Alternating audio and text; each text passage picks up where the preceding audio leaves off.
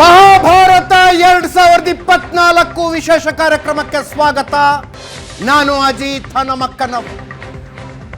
ಅಂತೂ ಇಂತೂ ಚುನಾವಣೆಯ ಮುಹೂರ್ತ ನಿಗದಿಯಾಗಿದೆ. ಡೇಟ್ಗಳ ಅನೌನ್ಸ್ ಆಗಿದ್ದಾವೆ. ಪ್ರಪಂಚದ ಅತಿ ದೊಡ್ಡ ಪ್ರಜಾಪ್ರಭುತ್ವ ಭಾರತದಲ್ಲಿ ಪ್ರಜಾಪ್ರಭುತ್ವದ ಜಾತ್ರೆಗೆ ಮುಹೂರ್ತ ನಿಗದಿಗೊಂಡಿದೆ. ಕಳೆದ ಸಲದಂತೆ ಈ ಸಲ ಕೂಡ 7 ಹಂತದಲ್ಲಿ ಮತದಾನ ನಡೆಯುತ್ತೆ. ಕಳೆದ ಸಲದಂತೆ ಈ ಸಲ ಕರ್ನಾಟಕದಲ್ಲಿ 2 ಹಂತದ ಮತದಾನ.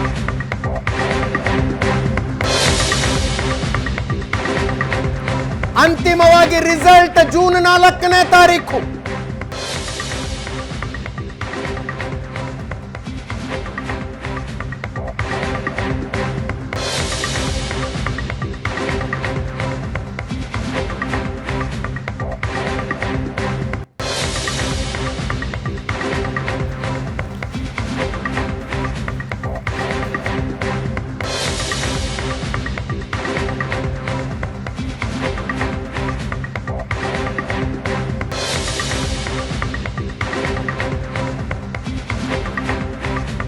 ಲೋಕಸಭೆಯ ಜೊತೆಗೆ 4 ರಾಜ್ಯಗಳಿಗೆ ವಿಧಾನಸಭೆ ಚುನಾವಣೆ ಕೂಡ ನಡೀತಾ ಇದೆ.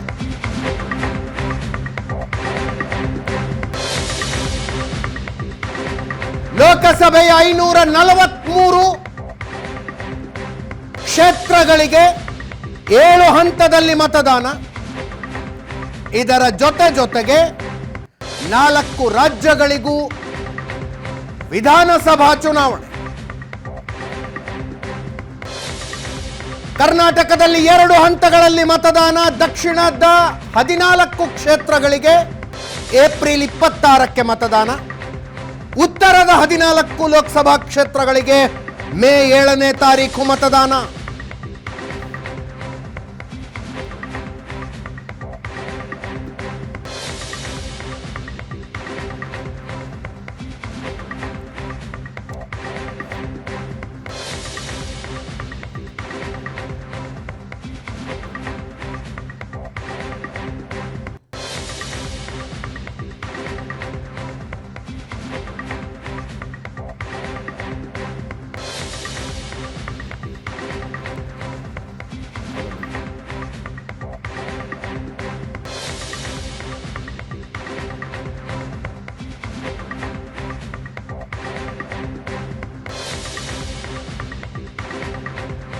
ಕರ್ನಾಟಕದ ಮೊದಲ ಹಂತದ ಮತದಾನಕ್ಕೆ ನೋಟಿಫಿಕೇಶನ್ ಆಗೋದು ಇದೇ ತಿಂಗಳು 28ನೇ ತಾರೀಕು. ಇದೇ ತಿಂಗಳು 28ನೇ ತಾರೀಕು ಕರ್ನಾಟಕದ ಮೊದಲ ಹಂತದ ಮತದಾನಕ್ಕೆ ನೋಟಿಫಿಕೇಶನ್ ಆಗುತ್ತೆ. ನೋಟಿಫಿಕೇಶನ್ ಆಯಿತು ಅಂದರೆ ಆವತ್ತಿನಿಂದ ನಾಮಪತ್ರ ಸಲ್ಲಿಕೆ ಮಾಡಬಹುದು ಅಂತ ಅರ್ಥ. ಆವತ್ತಿನಿಂದ ನಾಮಪತ್ರ ಸಲ್ಲಿಕೆ ಮಾಡಬಹುದು.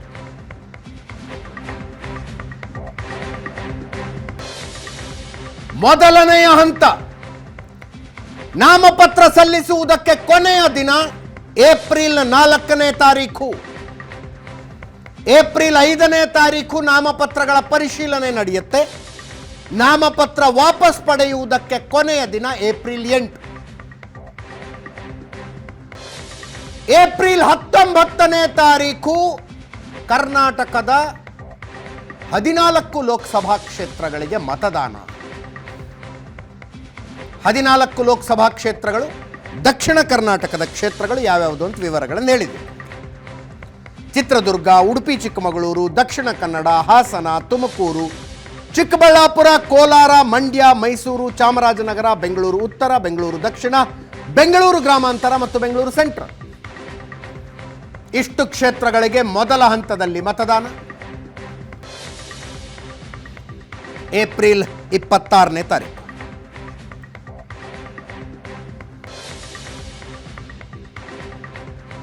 ಎರಡನೆಯ ಹಂತಕ್ಕೆ ಮತದಾನ ಮೇ 7ನೇ ತಾರೀಕು. ಎರಡನೆಯ ಹಂತ ನಾಮಪತ್ರ ಸಲ್ಲಿಕೆ ಆರಂಭಗೊಳ್ಳೋದು ಏಪ್ರಿಲ್ 12ನೇ ತಾರೀಕು. ನಾಮಪತ್ರ ಸಲ್ಲಿಕೆಗೆ ಕೊನೆಯ ದಿನ ಏಪ್ರಿಲ್ 19. ನಾಮಪತ್ರ ಸಲ್ಲಿಕೆಗೆ ಕೊನೆಯ ದಿನ ನಾಮಪತ್ರಗಳ ಪರಿಶೀಲನೆ ಏಪ್ರಿಲ್ 20ನೇ ತಾರೀಖು ನಡೆಯುತ್ತೆ. ನಾಮಪತ್ರ ವಾಪಸ್ ಪಡೆಯುವುದಕ್ಕೆ ಕೊನೆಯ ದಿನ ಏಪ್ರಿಲ್ 22. ಮತದಾನ ಮೇ 7ನೇ ತಾರೀಕು, 2ನೇ ಹಂತ. ಉತ್ತರ ಕರ್ನಾಟಕದ 14 ಲೋಕಸಭಾ ಕ್ಷೇತ್ರಗಳು: ಶಿವಮೊಗ್ಗ, ದಾವಣಗೆರೆ, ಹಾವೇರಿ, ಉತ್ತರ ಕನ್ನಡ, ಬಳ್ಳಾರಿ, ಧಾರವಾಡ, ಕೊಪ್ಪಳ, ಬೆಳಗಾವಿ, ಚಿಕ್ಕೋಡಿ, ಬಾಗಲಕೋಟೆ, ರಾಯಚೂರು, ವಿಜಯಪುರ, ಕಲಬುರಗಿ, ಬೀದರ್. ಈ 14 ಕ್ಷೇತ್ರಗಳು ಕರ್ನಾಟಕದ ಮ್ಯಾಪ್ನಲ್ಲಿ ರೆಡ್ ಕಲರ್ನಲ್ಲಿ ತೋರಿಸ್ತಾ ಇದ್ದೀವಿ. ಮೇ 7ನೇ ತಾರೀಕು ಮತದಾನ. ಅಂತಿಮವಾಗಿ ದೇಶದಾದ್ಯಂತ ಮತ ಎಣಿಕೆ ನಡೆಯೋದು ಜೂನ್ 4ನೇ ತಾರೀಕು. ಜೂನ್ 4ನೇ ತಾರೀಕು ಇಷ್ಟೊತ್ತಿಗೆ ಯಾರು ಗೆದ್ರು, ಯಾರು ಸೋತರು, ಯಾವ ಪಕ್ಷ ಅಧಿಕಾರಕ್ಕೆ ಬಂತು, ಯಾವ ಮೈತ್ರಿಕೂಟ ಅಧಿಕಾರಕ್ಕೆ ಬಂತು, ಸ್ಪಷ್ಟ ಬಹುಮತವ, ಅತಂತ್ರ ಸರ್ಕಾರವ, ಎಲ್ಲವೂ ಗೊತ್ತಾಗಿರುತ್ತೆ ಜೂನ್ 4ನೇ ತಾರೀಕು.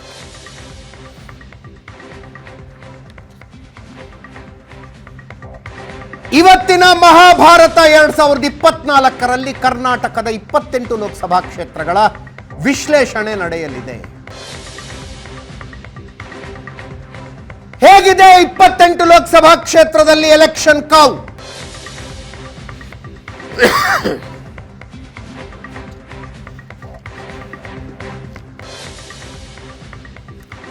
ಬಿಜೆಪಿ ಜೆಡಿಎಸ್ ಮೈತ್ರಿ ರಚನೆಗೊಂಡಿದೆ. ಮೈತ್ರಿಕೂಟ ವರ್ಸಸ್ ಕಾಂಗ್ರೆಸ್. ಬಿಜೆಪಿ ಜೆಡಿಎಸ್ ಮೈತ್ರಿಕೂಟ ವರ್ಸಸ್ ಕಾಂಗ್ರೆಸ್ ಫೈಟ್. 28 ಲೋಕಸಭಾ ಕ್ಷೇತ್ರದ ವಲಯವಾರು ವಿಶ್ಲೇಷಣೆಯನ್ನು ಇವತ್ತು ನಾವು ಮಾಡ್ತೀವಿ. ನನ್ನ ಜೊತೆಗೆ ನನ್ನ ಕೊಲೀಗ್ ಪ್ರಶಾಂತ್ ನಾತು ಇದ್ದಾರೆ. ಪ್ರಶಾಂತ್, ಕಾರ್ಯಕ್ರಮಕ್ಕೆ ಸ್ವಾಗತ ನಿಮಗೆ. Thank you Ajay. ಸೊ 5 ವಲಯಗಳಲ್ಲಿ ಬರುವ ಲೋಕಸಭಾ ಕ್ಷೇತ್ರಗಳನ್ನು ಪ್ರತ್ಯೇಕವಾಗಿ ಚರ್ಚೆ ಮಾಡ್ತೀವಿ ನಾವಿವತ್ತು. ಕಿತ್ತೂರು ಕರ್ನಾಟಕ, ಕಲ್ಯಾಣ ಕರ್ನಾಟಕ, ಮಧ್ಯ ಕರ್ನಾಟಕ, ಕರಾವಳಿ, ಹಳೆ ಮೈಸೂರು, ಬೆಂಗಳೂರು ಸಹಿತವಾಗಿ ಹಳೆ ಮೈಸೂರು ಮತ್ತು ಬೆಂಗಳೂರು ಸಹಿತವಾಗಿ ಹಳೆ ಮೈಸೂರು. ಎಸ್, 5 ವಲಯಗಳಲ್ಲಿ ಬರ್ತಕ್ಕಂಥ 28 ಸೀಟ್ಗಳ ಬಗ್ಗೆ ಇವತ್ತು ಒಂದು ಹಂತವಾಗಿ ಏನು ಪರಿಸ್ಥಿತಿ ಇದೆ, ಕರೆಕ್ಟ್, ಗ್ರೌಂಡ್ ರಿಪೋರ್ಟ್ ಏನು ನಮ್ಮ ವರದಿಗಾರರಿಂದ ಬರ್ತಾ ಇದೆ, ಅದನ್ನು ತಿಳಿದುಕೊಳ್ತಕ್ಕಂಥ ಒಂದು ಪ್ರಯತ್ನ ಮಾಡ್ತಾರೆ. ಎಸ್, ಮೊದಲನೇ ಹಂತದ ಮತದಾನ ನಡೆಯೋದು ದಕ್ಷಿಣ ಕರ್ನಾಟಕದ ಲೋಕಸಭಾ ಕ್ಷೇತ್ರಗಳಿಗೆ. ಸೊ ಲೆಟ್ ಸ್ಟಾರ್ಟ್ ಫ್ರಮ್ ಹಳೆ ಮೈಸೂರು ಓನ್ಲಿ. ಹಳೆ ಮೈಸೂರು ಸದ್ಯದ ಬಲಾಬಲವನ್ನು ತೋರಿಸ್ತೀವಿ. ಕರ್ನಾಟಕದ 5 ವಲಯಗಳನ್ನು ಪ್ರತ್ಯೇಕವಾಗಿ ಚರ್ಚೆ ವಿಶ್ಲೇಷಣೆ ಮಾಡುವಂಥ ಸಮಯ. ಮ್ಯಾಪ್ನಲ್ಲಿ ನೋಡ್ತಾ ಇದ್ದೀರಿ. ಚಾಮರಾಜನಗರ, ಮೈಸೂರು, ಕೋಲಾರ, ಚಿಕ್ಕಬಳ್ಳಾಪುರ, ಹಾಸನ, ತುಮಕೂರು, ಮಂಡ್ಯ. ಇದರಲ್ಲಿ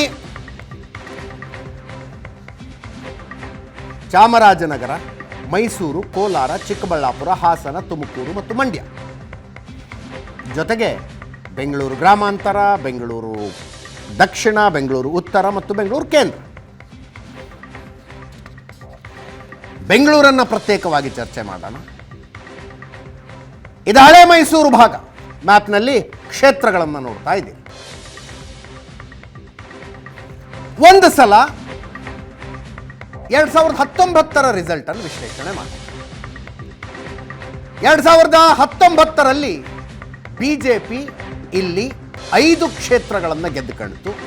2014ಕ್ಕೆ ಹೋಲಿಸಿದರೆ ಬರೋಬ್ಬರಿ 4 ಜಾಸ್ತಿ. ಕಳೆದ ಚುನಾವಣೆಯಲ್ಲಿ 28ರ ಪೈಕಿ 25 ಕ್ಷೇತ್ರಗಳನ್ನು ಗೆಲ್ಲುವುದಕ್ಕೆ ಬಿಜೆಪಿಗೆ ಅತಿ ದೊಡ್ಡ ಕೊಡುಗೆ ಕೊಟ್ಟಿದ್ದೆ ಹಳೆ ಮೈಸೂರು. ಹಳೆ ಮೈಸೂರಿನಲ್ಲಿ ಕಾಂಗ್ರೆಸ್ ವಾಶ್ಔಟ್ ಆಗಿಬಿಡ್ತು. ಕಳೆದ ಸಲ ವಾಶ್ಡ್ ಔಟ್. 1 ಕ್ಷೇತ್ರವನ್ನು ಕಾಂಗ್ರೆಸ್ ಗೆಲ್ಲಲಿಲ್ಲ, 0. 4ಕ್ಕೆ 4 ಕಳೆದುಕೊಂಡು 2014ರಲ್ಲಿ 4 ಕ್ಷೇತ್ರಗಳಲ್ಲಿ ಕಾಂಗ್ರೆಸ್ ಇತ್ತು, 4ಕ್ಕೆ 4 ಕಳೆದು. ಜೆಡಿಎಸ್ 2 ಕ್ಷೇತ್ರಗಳಲ್ಲಿತ್ತು, 1 ಕ್ಷೇತ್ರ ಮಾತ್ರ ಗೆಲ್ತು. ಕರ್ನಾಟಕದ ಇತಿಹಾಸದಲ್ಲಿ ಮೊದಲನೇ ಸಲ ಒಬ್ಬ ಪಕ್ಷೇತರರು ಇಲ್ಲಿಂದಲೇ ಗೆದ್ರು, ಮಂಡ್ಯ ಸುಮಲತಾ. ಸೊ ಇತರೆಯಲ್ಲಿ 1 ಬಂತು ಸಂಖ್ಯೆ. ಹಳೆ ಮೈಸೂರು ಭಾಗದ ಕ್ಷೇತ್ರಗಳ 7 ಕ್ಷೇತ್ರಗಳ ಕಳೆದ ಸಲದ ರಿಸಲ್ಟನ್ನು ಇನ್ ಕಂಪ್ಯಾರಿಸನ್ ವಿತ್ 2014 ನೀವು ನೋಡ್ತಾ ಇದ್ದೀರಿ. ಒಂದ್ಸಲ ವೋಟ್ ಶೇರ್ ನೋಡೋಣ. ಹಳೆ ಮೈಸೂರು ಭಾಗದಲ್ಲಿ ಬಿಜೆಪಿ ಅಫ್ಕೋರ್ಸ್ 4 ಕ್ಷೇತ್ರಗಳನ್ನು ಹೆಚ್ಚುವರಿಯಾಗಿ ಗೆದ್ದುಕೊಂಡವರ ವೋಟ್ ಶೇರ್ ಕೂಡ ಡೆಫಿನೆಟ್ಲಿ ಜಾಸ್ತಿ ಇರುತ್ತೆ. 43% ವೋಟ್ ಶೇರ್ ಬಂತು. 2014ಕ್ಕೆ ಹೋಲಿಸಿದರೆ 16% ವೋಟ್ ಶೇರನ್ನು ಇಲ್ಲಿ ಬಿಜೆಪಿ ಜಾಸ್ತಿ ಮಾಡಿಕೊಂಡಿತ್ತು.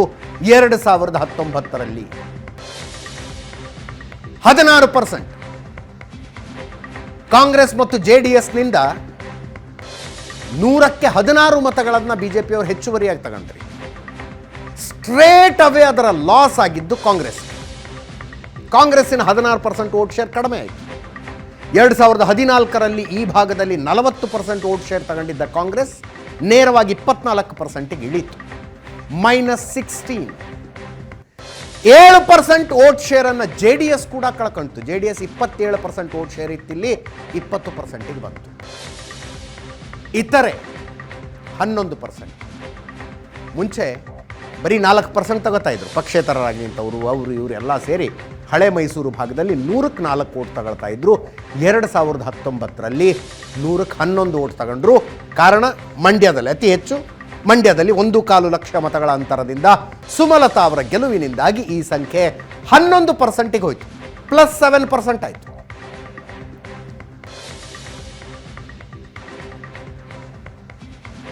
ಎಸ್ ಪ್ರಶಾಂತ, ಈ ಸಲ ಬಿಜೆಪಿಯ ಟ್ಯಾಲಿ ಕಳೆದ ಸಲಕ್ಕಿಂತ ಎಷ್ಟು ಕಡಿಮೆ ಆಗುತ್ತೆ ಅನ್ನೋದನ್ನು ಡಿಸೈಡ್ ಮಾಡೋದೇ ಹಳೆ ಮೈಸೂರು ಮತ್ತು ಕಲ್ಯಾಣ ಕರ್ನಾಟಕಕ್ಕೆ ಆಮೇಲೆ ಬರ್ತೀನಿ ನಾನು. ಜೊತೆಗೆ ಬಿಜೆಪಿ JDS ಮೈತ್ರಿಗೆ ಅತಿ ದೊಡ್ಡ ಅಗ್ನಿ ಪರೀಕ್ಷೆ ಇರೋದು ಇಲ್ಲಿ. ಅಜಿತ್, 1991ರಿಂದ ಏನು BJPಯ ಬೆಳವಣಿಗೆ ಕರ್ನಾಟಕದಲ್ಲಿ ಆರಂಭವಾಯಿತು. ಕರ್ನಾಟಕದಲ್ಲಿ 2008ರಲ್ಲಿ BJP ಸ್ವತಂತ್ರವಾಗಿ ಅಧಿಕಾರಕ್ಕೆ ಬಂತು. 110 ಕ್ಷೇತ್ರ ಪಡಿತು. ಪಕ್ಷೇತರರೊಡನೆ ಮೊದಲ ಬಾರಿ ಅಧಿಕಾರಕ್ಕೆ ಬಂತು. ನಂತರ ಅಗೇನ್ 2018ರಲ್ಲಿ BJP 104 ಸ್ಥಾನಗಳನ್ನು ಪಡಿತು. ಆದರೆ BJPಯ ವೀಕೆಸ್ಟ್ ಲಿಂಕ್ ಯಾವುದಾದ್ರೂ ಕರ್ನಾಟಕದಲ್ಲಿದ್ದರೆ ಅದೇ ಹಳೆ ಮೈಸೂರು ಭಾಗ. ಅಂದರೆ ಬೆಂಗಳೂರು ಹೊರತುಪಡಿಸಿದ, ಗ್ರೇಟರ್ ಬೆಂಗಳೂರು ಹೊರತುಪಡಿಸಿದ ಹಳೆ ಮೈಸೂರು ಭಾಗ ಏನಿದೆ ಅದು BJPಯ ಒಂದು ರೀತಿಯ ವಲ್ನರೇಬಲ್ ಏರಿಯಾ. 2014ರಲ್ಲಿ ನರೇಂದ್ರ ಮೋದಿ ಉಚ್ಚಾಯ ಏನು ಶುರು ಆಯಿತು, ಆಗಲೂ ಕೂಡ ನೀವು ನೋಡಿ ಚಿಕ್ಕಬಳ್ಳಾಪುರ, ಕೋಲಾರ, ಚಿಕ್ಕಬಳ್ಳಾಪುರದಲ್ಲಿ ವೀರಪ್ಪ ಮೊಯ್ಲಿ, ಕೋಲಾರದಲ್ಲಿ KH ಮುನಿಯಪ್ಪನವರು, ತುಮಕೂರಿನಲ್ಲಿ ಮುದ್ದಹನುಮೇಗೌಡರು, GS ಬಸವರಾಜರನ್ನು ಸೋಲಿಸಿ ಚಾಮರಾಜನಗರದಲ್ಲಿ ಧ್ರುವನಾರಾಯಣ ಸುಮಾರು 1,40,000 ಮತಗಳ ಅಂತರದಿಂದ ಧ್ರುವನಾರಾಯಣ್ ಚಾಮರಾಜನಗರದಲ್ಲಿ ಗೆದ್ದರು. ಮೋದಿ ಅಲೆಯ ಹೊರತಾಗಿಯೂ ಕೂಡ 2014ರಲ್ಲಿ 2 ಸೀಟ್ಗಳನ್ನು ಮಂಡ್ಯ ಹಾಸನ ತೆಗೆದುಕೊಂಡು ಉಳಿದ 7 ಕ್ಷೇತ್ರಗಳಲ್ಲಿ, ಅಂದರೆ ನೀವು ಬೆಂಗಳೂರು ಗ್ರಾಮಾಂತರ, ನಾವು ಗ್ರೇಟರ್ ಬೆಂಗಳೂರಿಗೆ ತಗೋತೀವಿ, 7 ಕ್ಷೇತ್ರಗಳಲ್ಲಿ 1 ಕ್ಷೇತ್ರವನ್ನು ಮಾತ್ರ BJP ಗೆತ್ತು. ಅದು ಮೈಸೂರು. 2014ರಲ್ಲಿ ಪ್ರತಾಪ್ ಸಿಂಹ ಮೊದಲ ಬಾರಿ ಅಲ್ಲಿ ಹೋಗಿ ಗೆದ್ದರು. ವಿಜಯಶಂಕರ್ ಕೂಡ 2 ಬಾರಿ ಗೆದ್ದಿದ್ದರು, ಆದರೆ ಗ್ಯಾಪ್ ಆಗಿತ್ತು. ನಂತರ ಪ್ರತಾಪ್ ಸಿಂಹ ಗೆದ್ದರು. ಆದರೆ ನೀವು 2019ಕ್ಕೆ ನೀವು 14ರ ರಿಸಲ್ಟನ್ನು ಹೋಲಿಸಿದಾಗ ಮೋದಿ ಉಚ್ಚಾಯದ ಜೊತೆಗೆ ಕಾಂಗ್ರೆಸ್ JDS ಮೈತ್ರಿಯ ಕಂಪನಗಳು BJPಗೆ ಹೆಚ್ಚು ಸಹಾಯ ಮಾಡಿದವು. ತುಂಬ ಅದನ್ನು ಸೂಪರ್ಫಿಷಿಯಲ್ ಲೆವೆಲಲ್ಲಿ ಹೇಳಬೇಕಾದ್ರೆ ಒಕ್ಕಲಿಗರು ಮತ್ತು ಕುರುಬರು ಪರಸ್ಪರ ಮತಗಳನ್ನು ವರ್ಗಾಯಿಸಲಿಲ್ಲ. ಅದು ಹಳೆ ಮೈಸೂರು ಭಾಗದಲ್ಲಿ ಕಾಂಗ್ರೆಸ್ JDS ಮೈತ್ರಿ ಆದರೂ ಕೂಡ ಎಲ್ಲೆಲ್ಲಿ ಒಕ್ಕಲಿಗ ಕ್ಯಾಂಡಿಡೇಟ್ ಮೈತ್ರಿಯ ಕ್ಯಾಂಡಿಡೇಟ್ ಇದ್ದರು ಅಲ್ಲಿ ಹಿಂದುಳಿದ ವರ್ಗಗಳ ಮತಗಳು BJPಗೆ ಶಿಫ್ಟ್ ಆದವು. ಎಲ್ಲೆಲ್ಲಿ ಹಿಂದುಳಿದ ವರ್ಗದ ಕ್ಯಾಂಡಿಡೇಟ್ ಇತ್ತು ಒಕ್ಕಲಿಗ ಮತಗಳು BJPಗೆ ಶಿಫ್ಟ್ ಆದವು. ಹೀಗಾಗಿ BJPಗೆ ಒಂದು ಅಭೂತಪೂರ್ವ ಜಯ. ಪ್ರಾಯಶಃ ಕರ್ನಾಟಕದ ಇತಿಹಾಸದಲ್ಲಿ BJP ಎಂದಿಗೂ ಕೂಡ ಹಳೆ ಮೈಸೂರು ಭಾಗದಲ್ಲಿ ಇಷ್ಟು ಇನ್ರೋಡ್ಸ್ಗಳನ್ನು ಮಾಡಿರಲಿಲ್ಲ. ಬೆಂಗಳೂರು ಗ್ರಾಮಾಂತರ ಮತ್ತು ಹಾಸನ ಹೊರತುಪಡಿಸಿ, ಸುಮಲತಾ ಕೂಡ BJP ಬೆಂಬಲಿತ ಅಭ್ಯರ್ಥಿ ಅಂತ ಇಟ್ಕೊಳ್ಳೋಣ, ಚಾಮರಾಜನಗರ, ಮೈಸೂರು, ಚಿಕ್ಕಬಳ್ಳಾಪುರ, ಕೋಲಾರ, ತುಮಕೂರಿನಲ್ಲಿ ದೇವೇಗೌಡರು ಸೋತೋದ್ರು. ಕಾಂಗ್ರೆಸ್ ಮತ್ತು JDSನ ಮತಗಳು ಪರಸ್ಪರ ಶಿಫ್ಟ್ ಆಗಲಿಲ್ಲ ಅನ್ನುವ ಕಾರಣಕ್ಕೋಸ್ಕರ ಹೀಗಾಗೊಂದು ಅಭೂತಪೂರ್ವ ಜಯ ದೊರಕಿತು. ಅದರ ಫಾಲೋ ಅಪ್ ಆ್ಯಕ್ಷನ್ ನಾವು ವಿಧಾನಸಭಾ ಎಲೆಕ್ಷನ್ನಲ್ಲೂ ಕೂಡ ಕಳೆದ ವರ್ಷ ನೋಡಿದ್ದೀವಿ. ಯಾವುದಾದ್ರೂ ಒಂದು ರೀಜನ್ನಲ್ಲಿ ಬಿ ಜೆ ಪಿ 3% ಇತ್ತು ಅಂದರೆ ಬೆಂಗಳೂರು ಹೊರತುಪಡಿಸಿ ಅದು ಹಳೆ ಮೈಸೂರು ಭಾಗದಲ್ಲಿ ಬಿ ಜೆ ಪಿಯ 3% ಏನಿತ್ತು ಅದು ಜೆ ಡಿ ಎಸ್ಗೆ ಮಾರಕ ಆಯಿತು. ಮಂಡ್ಯದಂಥ ಜಿಲ್ಲೆಗಳಲ್ಲಿ ಜೆ ಡಿ ಎಸ್ ವಾಶೌಟ್ ಆಯಿತು. ಹಾಸನದಲ್ಲಿ ಪ್ರೀತಮ್ ಗೌಡ್ರೇನೋ ಸೋತು ಹೋದರು, ಆದರೆ ಬೇಲೂರು ಸಕಲೇಶ್ಪುರದಲ್ಲಿ ಬಿ ಜೆ ಪಿ ಗೆದ್ದುಕೊಂಡಿತು. ಚಿಕ್ಕಬಳ್ಳಾಪುರ ಭಾಗದಲ್ಲಿ, ಕೋಲಾರದ ಭಾಗದಲ್ಲಿ ಬಿ ಜೆ ಪಿ ಗಣನೀಯ ಪ್ರಮಾಣದ ಏರಿಕೆ ಆಗಲಿಲ್ಲ. ಬಟ್ ಮೈಸೂರು, ಮಂಡ್ಯ, ಹಾಸನ ಈ ಕ್ಷೇತ್ರಗಳೇನಿವೆ ಅಲ್ಲಿ ಬಿ ಜೆ ಪಿಯ ವೋಟ್ ಶೇರ್ ಜಾಸ್ತಿ ಆಗೋದನ್ನು ನಾವು ನೋಡಿದ್ದೀವಿ. ಆದರೆ ಬರೀ ಬಿ ಜೆ ಪಿ ಮತ್ತು ಜೆ ಡಿ ಎಸ್ ಪ್ರತ್ಯೇಕವಾಗಿ ಸ್ಪರ್ಧಿಸಿದರೆ ಕಾಂಗ್ರೆಸ್ಸನ್ನು ಒಳಗೆ ಬಿಟ್ಕೊಂಡಂಗೆ ಅಥವಾ ಕಾಂಗ್ರೆಸ್ಗೆ ಸೀಟ್ ಬಿಟ್ಕೊಟ್ಟಂಗೆ. ನೀವು ಹೇಳಿದ ವಿಷಯ ನಾವು ಸುಮ್ಮನೆ ಸ್ಕ್ರೀನ್ ಮೇಲೆ ಹಾಕ್ತಾ ಇದ್ದೀವಿ. ನಾವು ಒಂದ್ಸಲ ವಿಧಾನಸಭಾ ಚುನಾವಣೆಯಲ್ಲಿ ವೋಟ್ ಶೇರ್ ಹೆಂಗೆ ಆಯಿತು ಅಂತ 2018ರಲ್ಲಿ 18.2% ಇತ್ತು ಬಿ ಜೆ ಪಿಯ ವೋಟ್ ಶೇರ್ ಈ ಹಳೆ ಮೈಸೂರು ಭಾಗದಲ್ಲಿ. ಅಸೆಂಬ್ಲಿ ವಿಧಾನಸಭಾ ಚುನಾವಣೆ ಇದು ಮೊನ್ನೆ ಬಂದಂಥ ರಿಸಲ್ಟು 2024 ಮೇನಲ್ಲಿ ಬಂದಂಥ ರಿಸಲ್ಟು. 2023 ಮೇನಲ್ಲಿ 18.2% 2018ರ ವಿಧಾನಸಭೆಯಲ್ಲಿ ಇತ್ತು. ಕಳೆದ ವಿಧಾನಸಭೆಯಲ್ಲಿ ಅದು 21.4% ಆಯಿತು. Plus 3.2% vote share B J P ಜಾಸ್ತಿ. ಅದು ನೇರವಾಗಿ ಹೊಡ್ತಾ ಬಿದ್ದಿದ್ದು ಜೆ ಡಿ ಎಸ್ಗೆ. ಕಾಂಗ್ರೆಸ್ಸಿನ ವೋಟ್ ಶೇರ್ ನೋಡಿ 5.6% ಜಾಸ್ತಿ ಆಗುತ್ತೆ.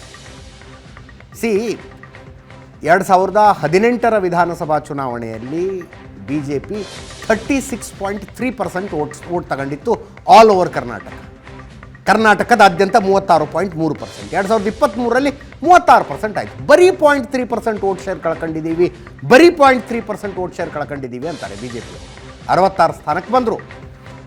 ಆದರೆ ಆ ಬರೀ 0.3 ಯಾಕಾಯಿತು ಅಂದರೆ ಮಧ್ಯ ಕರ್ನಾಟಕ, ಕಿತ್ತೂರು ಕರ್ನಾಟಕದಲ್ಲಿ ಮತ್ತು ಕಲ್ಯಾಣ ಕರ್ನಾಟಕದಲ್ಲಿ ಏನು ಮತಗಳಿಕೆ ಕಡಿಮೆ ಆಗಿತ್ತಲ್ಲ, ಅದು ಹೆಚ್ಚಾಗಿದ್ದು ಹಳೆ ಮೈಸೂರಿನಲ್ಲಿ, ಅದು ಹೆಚ್ಚಾಗಿದ್ದು ಬೆಂಗಳೂರು ನಗರದಲ್ಲಿ. ಬೆಂಗಳೂರು ನಗರದಲ್ಲಿ 5.4% ಜಾಸ್ತಿ ಆಗುತ್ತೆ, ಇಲ್ಲಿ 3.2% ಜಾಸ್ತಿ ಆಗುತ್ತೆ. ಎಸ್ ಪ್ರಶಾಂತ್, ಅದೇ ಜೆ ಡಿ ಎಸ್ ಏನು 8.8% ಮತಗಳನ್ನು ಕಳೆದುಕೊಳ್ತು, ಅದರಲ್ಲಿ ಸಿಂಹಪಾಲನ್ನು ಕಾಂಗ್ರೆಸ್ 5.6%. ಅಂದರೆ ಹಳೆ ಮೈಸೂರು ಭಾಗದಲ್ಲಿ the anti incumbency was against the J D S M L S. ಯಾಕಂದರೆ J D S M L ಎಗಳು ಜಾಸ್ತಿ ಸಂಖ್ಯೆಯಲ್ಲಿದ್ದರು. ಕರೆಕ್ಟ್. ಅಲ್ಲಿ ಸರ್ಕಾರ ಅಂತಕ್ಕಂಥದ್ದು ಇದ್ದಿದ್ದು J D S M L ಎಗಳು. ಆ ಕಾರಣದಿಂದ ಅದರಲ್ಲಿ ಸಿಂಹಪಾಲನ್ನು ಕಾಂಗ್ರೆಸ್ ಪಡೆದುಕೊಂಡು ಡಿ ಕೆ ಶಿವಕುಮಾರ್ ಕಾಂಗ್ರೆಸ್ ಅಧ್ಯಕ್ಷರಾದ ನಂತರ, ಜೊತೆಗೆ ಬಿ ಜೆ ಪಿಯು ಕೂಡ ಒಂದು ಅಗ್ರೆಸಿವ್ ಕ್ಯಾಂಪೇನನ್ನು ಮಾಡಿದ್ರಿಂದ 3% ಮತಗಳನ್ನು ಕಳೆದುಕೊಳ್ತು. ಇವತ್ತು ಹಳೆ ಮೈಸೂರು ಭಾಗದ ಕಾರಣದಿಂದಲೇ ಕಾಂಗ್ರೆಸ್, ಬಿ ಜೆ ಪಿ ಮತ್ತು ಜೆ ಡಿ ಎಸ್ನ ಮೈತ್ರಿಯಾಗಿದೆ. ಕರ್ನಾಟಕದ ರಾಜಕಾರಣದ ಇತಿಹಾಸದಲ್ಲಿ 2 ಪಕ್ಷಗಳ ಮೈತ್ರಿಗಳು ಆಗಿದ್ದು ತುಂಬ ವಿರಳ ಆಗಿವೆ. ನಮ್ಮ ರಾಮಕೃಷ್ಣ ಹೆಗಡೆಯವರ ಲೋಕಶಕ್ತಿ ಪಕ್ಷ ಮತ್ತು ಬಿ ಜೆ ಪಿ ನಡುವೆ. ಬಟ್ ಅದು ಹಳೆ ಮೈಸೂರು ಭಾಗದಲ್ಲಿ ಏನೂ ಇರಲಿಲ್ಲ. That was in Lingayat belt. ನಂತರ ಜೆ ಡಿ ಯು ಆಯಿತು, ಅದು ಕೂಡ ಲಿಂಗಾಯತ ಬೆಲ್ಟ್ನಲ್ಲಿತ್ತು. ಜೆ ಎಚ್ ಪಟೇಲ್ರ ಹೆಚ್ಚು ಕಡಿಮೆ ಜೆ ಎಚ್ ಪಟೇಲ್ರ ಸರ್ಕಾರದ ವಿರುದ್ಧದ ಮತ ಬಂದಿದ್ದ ಚುನಾವಣೆ ಜೆ ಡಿ ಯು ಮತ್ತು ಬಿ ಜೆ ಪಿ ಮೈತ್ರಿಯಾಗಿತ್ತು, ಅದು ಕೂಡ ಲಿಂಗಾಯತ ಭಾಗದಲ್ಲಾಗಿತ್ತು. ಒಕ್ಕಲಿಗರ ಭಾಗದಲ್ಲಿ 2 ಪಕ್ಷಗಳು ಪ್ರೀಪೋಲ್ ಅಲೈನ್ಸನ್ನು ಮಾಡಿದ್ದೇ ಕಾಂಗ್ರೆಸ್ ಜೆ ಡಿ ಎಸ್ ಮೊದಲು. 2ನೇ ಬಾರಿ ಈಗ B J P J D S ಮಾಡಿ. Congress J D S post poll alliance. No, ಲೋಕಸಭೆಯಲ್ಲಿ that was a prepoll alliance. ಲೋಕಸಭೆಯಲ್ಲಿ that was a prepoll alliance. ಈ ಲೋಕಸಭೆಯಲ್ಲಿ ಆಲ್ಸೋ ಎ ಪ್ರೀಪೋಲ್ ಅಲೈನ್ಸ್. ಆದರೆ ಪರಸ್ಪರ ಮತಗಳು ಶಿಫ್ಟ್ ಆಗಲಿಲ್ಲ. ಕಾಂಗ್ರೆಸ್ ಮತ್ತು ಜೆ ಡಿ ಎಸ್ ಹೀನಾಯವಾಗಿ ಲೋಕಸಭಾ ಚುನಾವಣೆಯನ್ನು ಸೋಲ್ಬೇಕಾಗಿ ಬಂತು. ಈ ಬಾರಿ ಈಗ ಹೈಪೋಥೆಸಿಸ್ ಏನು?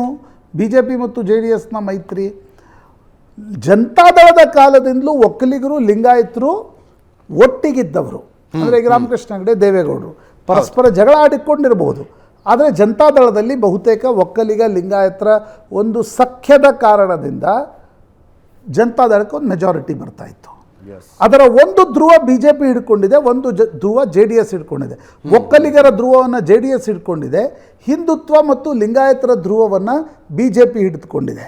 ಹೀಗಾಗಿ ಅವು ಒಟ್ಟಿಗೆ ಬಂದಾಗ ದೇ ಆರ್ ನ್ಯಾಚುರಲ್ ಅಲೈನ್ಸ್, ನೈಸರ್ಗಿಕವಾಗಿರ್ತಕ್ಕಂಥ ಒಂದು ಮೈತ್ರಿ ಅಂತಕ್ಕಂಥ ಹೈಪೋಥೆಸಿಸ್ ಒಡನೆ B J P J D S ಮೈತ್ರಿ ಆಗಿದೆ. ಆದರೆ ಆ್ಯಕ್ಚುಯಲ್ ಆನ್ ಗ್ರೌಂಡ್ ಈಗ ನೋಡಿ, ನಾವು ನೀವು ನಂಬರ್ಸ್ ಹೇಳಿದ್ರಿ, ಇನ್ನೊಂದು ಸಲ ಸ್ಕ್ರೀನ್ ಮೇಲೆ ನಾವು 2023 ವಿಧಾನಸಭೆಯ ನಂಬರ್ಸ್ ತೋರಿಸೋದಾದರೆ Yes, ಬಿ ಜೆ ಪಿ ತೆಗೆದುಕೊಂಡ 3% additional votes is from JDS kitty. Correct. ಅಂದರೆ ಅವು JDS ನಿಂದ ಬಂದಿರತಕ್ಕಂಥ ಮತಗಳು. 5% is from JDS kitty to Congress. ಹೀಗಿರುವಾಗ ತಳಮಟ್ಟದಲ್ಲಿ ಒಂದು ಕಾರ್ಯಕರ್ತರು, ಇನ್ನೊಂದು JDS ಮತ್ತು BJPಯ ಮತದಾರರು ಪರಸ್ಪರ ಮತಗಳನ್ನು ಶಿಫ್ಟ್ ಮಾಡ್ತಾರೆ. ನನಗೆ BJP ಮತದಾರರ ಬಗ್ಗೆ ಅಷ್ಟೊಂದು ಸಂದೇಹ ಇಲ್ಲ, ಯಾಕಂದರೆ ಅವರು ಮೋದಿ ಕಾರಣದಿಂದ ಯಾರನ್ನೇ ಆದರೂ ಕೂಡ ವೋಟ್ ಹಾಕ್ಬೋದು. ಆದರೆ JDSನ ಪರಂಪರಾಗತ ಗ್ರಾಮೀಣ ಭಾಗದ ಒಕ್ಕಲಿಗ ಮತದಾರರೇನಿದ್ದಾರೆ ಅವರು ಕಾಂಗ್ರೆಸ್ಸನ್ನು ಸೋಲಿಸುವ ಕಾರಣಕ್ಕೋಸ್ಕರ ಪೂರ್ತಿಯಾಗಿ BJPಗೆ ಶಿಫ್ಟ್ ಆಗ್ತಾರಾ, ಅಥವಾ ಅದರಲ್ಲಿ DK ಶಿವಕುಮಾರ್ ಕೆಲ ಮತಗಳನ್ನು ಇನ್ನೊಮ್ಮೆ ಸೆಳೆದುಕೊಳ್ತಾರಾ ಅಂತಕ್ಕಂಥದ್ದು ಹಳೆ ಮೈಸೂರಿನ ಓವರಾಲ್ ಚಿತ್ರಣವನ್ನು ನಿರ್ಧರಿಸುತ್ತೆ ಅಂತ ಅನಿಸುತ್ತೆ. ಈಗ JDS 2 ಸೀಟ್ನಲ್ಲಿ ನಿಲ್ಲುತ್ತೋ 3 ಸೀಟ್ನಲ್ಲಿ ನಿಲ್ಲುತ್ತೋ. ಮೈಸೂರಿನಲ್ಲಿ ಯದುವೀರ್ ಒಡೆಯರ್ಗೆ ಒಕ್ಕಲಿಗರ ಮತಗಳು ಶಿಫ್ಟ್ ಆಗ್ತವ. ಚಿಕ್ಕಬಳ್ಳಾಪುರದಲ್ಲಿ ಯಾವುದೋ BJP ಕ್ಯಾಂಡಿಡೇಟ್ ನಿಂತಾಗ ಅಲ್ಲಿ ಒಕ್ಕಲಿಗರ ಮತಗಳು ಶಿಫ್ಟ್ ಆಗ್ತವ. ಬೆಂಗಳೂರು ಗ್ರಾಮಾಂತರದಲ್ಲಿ DK ಸುರೇಶ್ ವರ್ಸಸ್ ಮಂಜುನಾಥ್ರ ಫೈಟ್ನಲ್ಲಿ ಒಕ್ಕಲಿಗರ ನಿಜವಾದ ನಾಯಕ ಯಾರು ಅಂತಕ್ಕಂಥ ಚರ್ಚೆ ಮತ್ತೊಮ್ಮೆ ನಡೆಯುತ್ತೆ. ಅದು ಅಂದರೆ ನಾವು ಗ್ರೇಟರ್ ಬೆಂಗಳೂರಿನಲ್ಲಿ ಅದನ್ನು ಚರ್ಚೆ ಮಾಡೋಣ. ಹಾಸನದಲ್ಲಿ ದೇವೇಗೌಡರ ಮೊಮ್ಮಗ ಪುಟ್ಟಸ್ವಾಮಿ ಗೌಡರ ಮೊಮ್ಮಗ ಪ್ರಜ್ವಲ್ ಮತ್ತು ಶ್ರೇಯಸ್ ಪಟೇಲ್ ನಡುವೆ ಫೈಟ್ ನಡೆದಾಗ BJPಯ ಮತದಾರ ಏನು ಮಾಡ್ತಾನೆ? ಯಾಕಂದರೆ ನೋಡಿ, ಪ್ರೀತಮ್ ಗೌಡ ಸೋತಿದ್ದು ಯಾರ ಕೈಯಲ್ಲಿ? ಆ್ಯಕ್ಚುಲಿ ರೇವಣ್ಣನವರ ಕುಟುಂಬದ ವಿರುದ್ಧ ಸೋತರು. ಈ ಚುನಾವಣೆಯಲ್ಲಿ ಅವರು BJPಗೆ ತಮ್ಮ ವೋಟ್ ಶಿಫ್ಟ್ ಮಾಡಿಸುವ ಆ ರೀತಿಯಾಗಿರ್ತಕ್ಕಂಥ ಒಂದು ಪ್ರಯತ್ನ ನಡೆಯುತ್ತಾ? ಇವೆಲ್ಲವೂ ಕೂಡ ಅಂಶಗಳು ಅಂತ ನನಗನ್ಸುತ್ತೆ. ಈ ಚುನಾವಣೆಯಲ್ಲಿ ಅಜಿತ್, JDSನ ನಿನ್ನೆ ಕುಮಾರಸ್ವಾಮಿ ರೈಟ್ಲಿ ಪಾಯಿಂಟೆಡ್ ಔಟ್, ನಾವು ಈ ಬಾರಿ ಚುನಾವಣೆಯನ್ನು ಗೆಲ್ಲದೆ ಹೋದರೆ ನಮ್ಮ ಅಸ್ತಿತ್ವದ ಪ್ರಶ್ನೆ ಎದುರಾಗತ್ತೆ ಅಂತ. ಇನ್ನು ಹಾರ್ಷಾಗಿ ಹೇಳಿದ್ರು, ಸೋತ್ರೆ ಸತ್ತಂತೆ ಅಂದರು. ಹಾಂ, ಕರೆಕ್ಟ್, ಸೋತ್ರೆ ಸತ್ತಂತೆ ಅಂತಕ್ಕಂಥದ್ದನ್ನು ಹೇಳಿದರು. That is actually right. ಯಾಕಂದರೆ ಒಂದು ಸಲ ನೀವು ಕಾಂಗ್ರೆಸ್ ಜೊತೆ ಮೈತ್ರಿ ಮಾಡ್ಕೊಂಡ್ರಿ, ಕಾಂಗ್ರೆಸ್ಗೂ ಲಾಭ ಆಗಲಿಲ್ಲ, ನಿಮಗೂ ಲಾಭ ಆಗಲಿಲ್ಲ. ವಿಧಾನಸಭಾ ಚುನಾವಣೆಯಲ್ಲಿ ನೀವು 38-39 ಇದ್ದವ್ರು 19ಕ್ಕೆ ಬಂದ್ರಿ, 8-8.5% ಮತಗಳನ್ನು ಕಳೆದುಕೊಂಡ್ರಿ. ಈ ಬಾರಿ ಲೋಕಸಭಾ ಚುನಾವಣೆಯಲ್ಲಿ ಮೋದಿ ಅಲೆ ಅಂತ ಏನಿದೆ ಅದು ಹಳೆ ಮೈಸೂರು ಭಾಗದಲ್ಲಿ ಎಷ್ಟು ಕೆಲಸ ಮಾಡುತ್ತೆ JDSಗೋಸ್ಕರ, JDSನ ವೋಟ್ಸ್ಗಳು BJPಗೆ ಶಿಫ್ಟ್ ಆಗ್ತವ ಅನ್ನೋದು ಪ್ರಾಯಶಃ ಚಿತ್ರಣವನ್ನು ನಿರ್ಧರಿಸುತ್ತೆ ಅನಿಸುತ್ತೆ. But it is a tough call Ajit.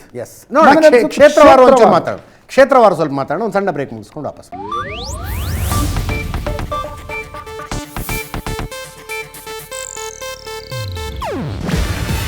ಇದು ಏಷ್ಯಾನೆಟ್ ನ್ಯೂಸ್ ನೆಟ್ವರ್ಕ್ ಪ್ರಸ್ತುತಿ. ನೀವು ನೋಡ್ತಿದ್ದೀರಾ ಏಷ್ಯಾನೆಟ್ ಸುವರ್ಣ ನ್ಯೂಸ್.